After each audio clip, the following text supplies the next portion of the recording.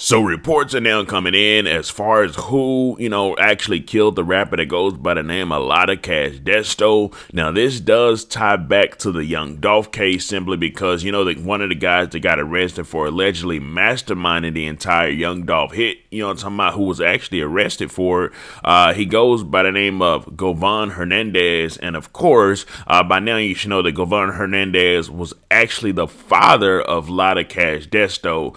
So in a way, it's looking like, for the sins of her father planning that, the hit on Young Dolph, the child had to pay. And when I say the child had to pay, I mean LottaCash Desto had to pay for it. Now I'll get right more into that right after the intro. Welcome back to Key Talk Media. This your host, Key Talk. Check it out, man. All right.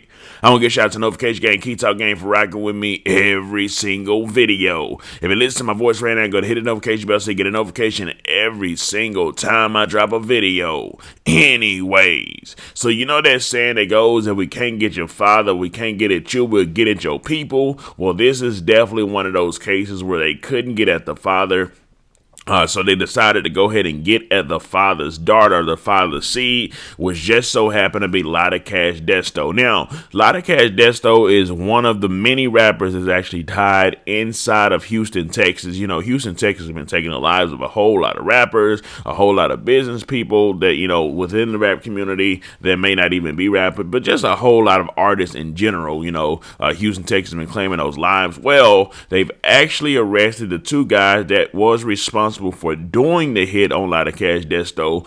So what they're trying to figure out now after the rest of those guys, they're trying to figure out who actually paid those guys to go and do the hit. Now, this would be one of those cases where, these guys either going to stay solid, talking about, and think, hey, man, they ain't got enough evidence to convict us or nothing like that. So they're going to remain solid, or they going to get the run in their mouth snitching, talking about, well, hey, man, one of the guys got like a tattoo on his neck.